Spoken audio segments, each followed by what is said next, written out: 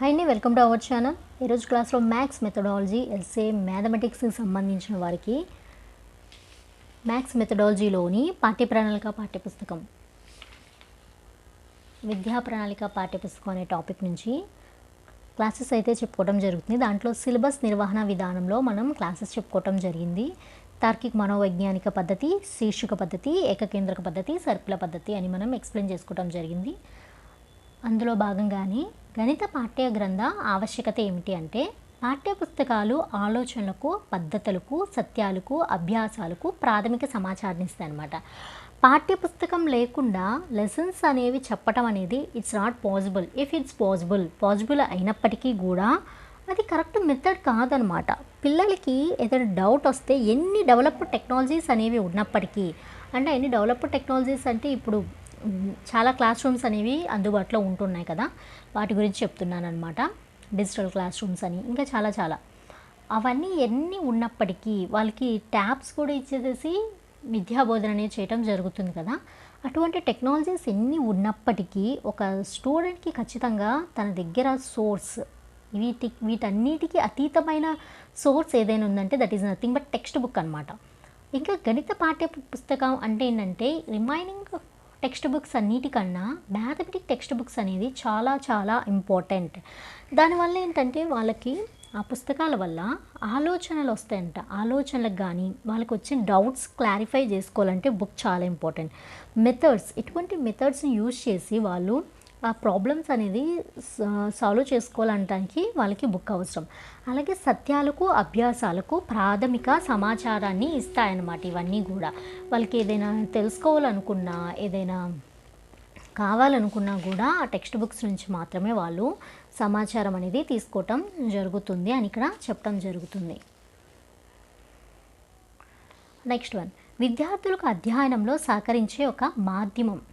Teachers అనేవాళ్ళు ఎంత ఎఫెక్టివ్గా లెసన్స్ అనేవి చెప్పినా కూడా ఫర్దర్గా పిల్లవాడు ఏమైనా దాంట్లో ఉన్న డౌట్స్ క్లారిఫై చేసుకోవాలన్నా, ఏదైనా కూడా వాళ్ళంతటగా వాళ్ళు చదువుకోవాలన్నా కూడా వాళ్ళకి ఏదైనా టీచర్కి ఒక స్టూడెంట్కి ఉన్న మాధ్యమం ఏదైనా ఉందంటే that is nothing but text book అనమాట.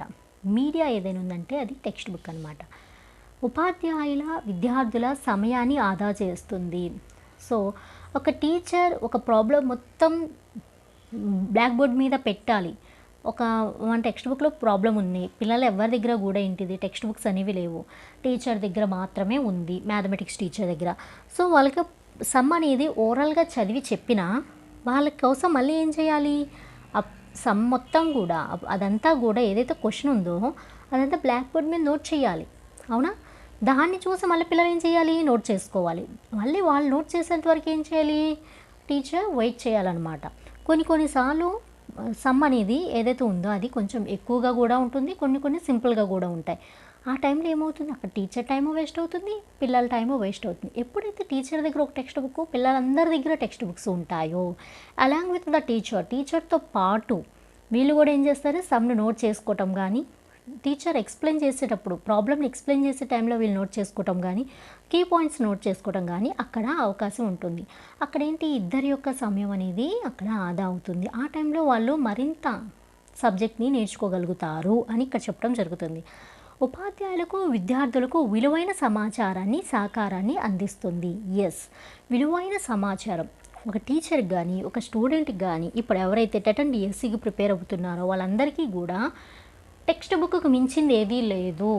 ఓకేనండి?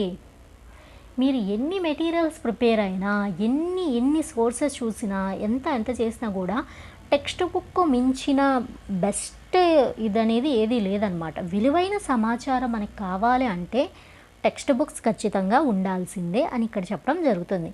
నెక్స్ట్, పాఠ్యపుస్తక నిర్వచనాలు అనమాట. సో ఈ నిర్వచనాలన్నీ కూడా మన ఛానల్లో షార్ట్ వీడియోస్ కింద పెట్టడం అనేది జరిగిందనమాట. ఒకసారి ఆ వీడియోస్ని చూసి వీలైతే ఈ నిర్వచనాలన్నింటిని కూడా నోట్ చేసుకోండి. లేదు ఒకసారి చూస్తే గుర్తుంటుందంటే ఎనఫ్. ఇక్కడ ఫస్ట్ అనేది ఏంటి, ఉపాధ్యాయుడు, విద్యార్థి, అట్లాగే విద్యార్థి సహ విద్యార్థుల మధ్య విద్యాపరమైన చర్చలు కానీ, ప్రతిచర్యలకు, ఉత్పాదనకు అవసరమైన ఒక ప్రతిభావంతమైన పరికరం ఏదైతే ఉందో అది పాఠ్యపుస్తకం అని నిర్వచించడం జరిగింది. ఇవన్నీ కూడా ఏంటంటే నిర్వచనాలన్నమాట. మన ఛానల్లో ఈ నిర్వచనాలన్నీ కూడా షార్ట్ వీడియో కింద పెట్టడం జరిగింది. ఒకసారి మీరు ఆ వీడియోస్ని విజిట్ చేసి ఒకసారి చూస్తే గుర్తుంటాయి నిర్వచనాలంటే ఎనఫ్, లేదు అంటే నోట్ చేసుకోండి. ఎందుకంటే ఒక నిర్వచనం మనకి చాలా ఇంపార్టెంట్. నిర్వచనాలు అనేవి చాలా చాలా ఇంపార్టెంట్. నెక్స్ట్ వన్, పాఠ్యపుస్తకం విధులు. పాఠ్యపుస్తకం విధులు ఏంటంటే పాఠ్యపుస్తకం ఆ కోర్సు నిర్ణయించిన విషయానికి సూచికగా పనిచేస్తుంది. దీని యొక్క విధానం ఏమిటంటే ఏదైతే కోర్స్ ఉందో ఆ పర్టికులర్ టైంలో ఒక కోర్స్ ఉంటుంది కదా, ఆ కోర్సుకు నిర్ణయించిన విషయానికి ఒక సూచికగా పనిచేస్తుంది అన్నమాట. కోర్సు నిర్ణయించిన విషయం ఏదైతే కోర్సు దాంట్లో ఏదైతే సబ్జెక్ట్ ఉందో, ఏదైతే లెసన్స్ ఉన్నాయో వాటికి ఒక సూచికగా పనిచేసేది ఏది ఉందంటే that is nothing but text book అన్నమాట. కోర్సుకు సంబంధించిన ప్రాథమిక పాఠ్యాంశ విషయాన్ని ఉపాధ్యాయులకు విద్యార్థులకు అందజేయాలి. కోర్సుకు సంబంధించిన ప్రాథమిక పాఠ్యాంశ విషయాలు మెయిన్గా ఉండే విషయాలు ఉంటాయి కదా, అది ఉపాధ్యాయులకు అందించాలి, అలాగే విద్యార్థులకు అందించాలి. పాఠ్యపుస్తకం యొక్క విధి అన్నమాట.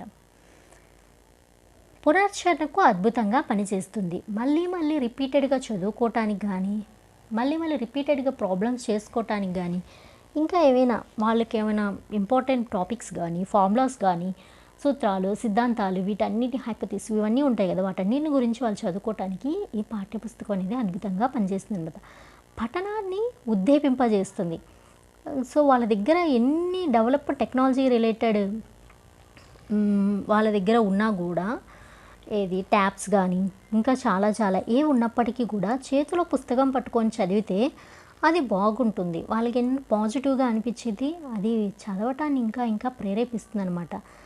అనుబంధ అధ్యయనానికి దారి చూపేలాగా ఉంటుంది. దానికి రిలేటెడ్గా ఇంకా ఏమి చదివితే బాగుంటుంది, ఎలా చదివితే బాగుంటుంది అనే ఒక వేని కూడా ఈ పాఠ్యపుస్తకం అనేది చూపిస్తుంది. ఇది పాఠ్యపుస్తకం యొక్క విధులు. నెక్స్ట్ వన్ వచ్చేసి మంచి పాఠ్యపుస్తకం. మంచి పాఠ్యపుస్తకానికి ఉండవలసిన లక్షణాలు. మంచి పాఠ్యపుస్తకానికి లక్షణాలు ఉండాలా అంటే ఖచ్చితంగా ఉండాలి కదండి. అవి ఏంటి అంటే పాఠ్యాంశ విషయం. ఫస్ట్గా ఉండాల్సింది ఏంటి? పాఠ్యాంశ విషయం అంట. విషయం సత్యమై ఉండాలి. ఏదైతే టెక్స్ట్ బుక్స్లో ఉన్న టాపిక్ ఏదైతే ఉందో అదంతా కూడా నిజమై ఉండాలన్నమాట. ఏదో కల్పితమో ఇంకోటో పిట్టకదో ఇంకోటిలా ఉండకూడదు. అదంతా కూడా సత్యమై ఉండాలి అనేది ఫస్ట్ క్యారెక్టర్ అన్నమాట. నెక్స్ట్, మౌలిక భావనలను అభివృద్ధి పరచడంలో తగినంత విషయం ఇవ్వాలి. మౌలిక భావనలు ఫస్ట్ పిల్లలకి ఏంటంటే వాళ్ళకి ఆ లెసన్ పట్ల ఒక అవగాహన, ఒక అభిప్రాయాన్ని కలగజేయాలన్నమాట.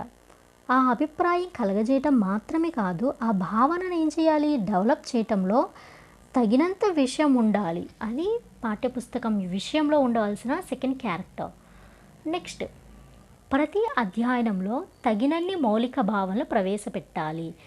ఏ అధ్యయనం చూసుకున్నా, ఏ చాప్టర్ చూసుకున్నా కూడా టెక్స్ట్ బుక్లో ఎన్ని కావాలంటే అన్ని మౌలిక భావనలు ప్రైమరీగా పిల్లలకి ఆ సబ్జెక్ట్ అనేది వాళ్ళకి రీచ్ అవ్వడానికి కావాల్సిన ఏవైతే ఉన్నాయో భావనలు, ప్రైమరీ కాన్సెప్ట్స్ అన్నిటిని కూడా అక్కడ ప్రవేశపెట్టాలి అని చెప్తున్నారు.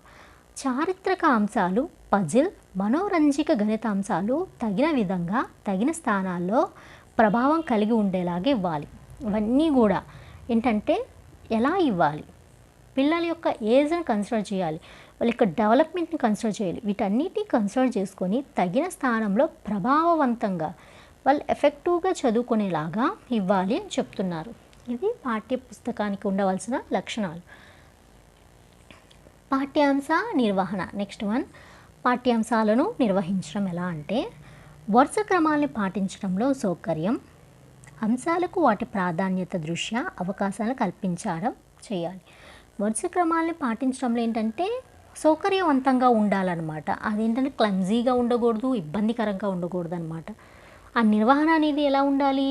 ఒక పీస్ఫుల్గా కానీ సౌకర్యవంతంగా కానీ ఉండాలి. అంశాలకు వాటి ప్రాధాన్యత దృష్ట్యా అంటే ఎంత అంశానికి ఎంత ప్రాధాన్యత ఇవ్వాలి, ఏ అంశానికి ఎంత ప్రాధాన్యత ఇవ్వాలి అనేది ఆ దృశ్య దాన్ని కన్సిడర్ చేసి అవకాశాలను కల్పించటం చేయాలన్నమాట. సో కొత్త అంశాలు ఏదైనా ఉంటే వాటికి అవకాశం అనేది అక్కడ ఇవ్వటం అనేది చేయాలి.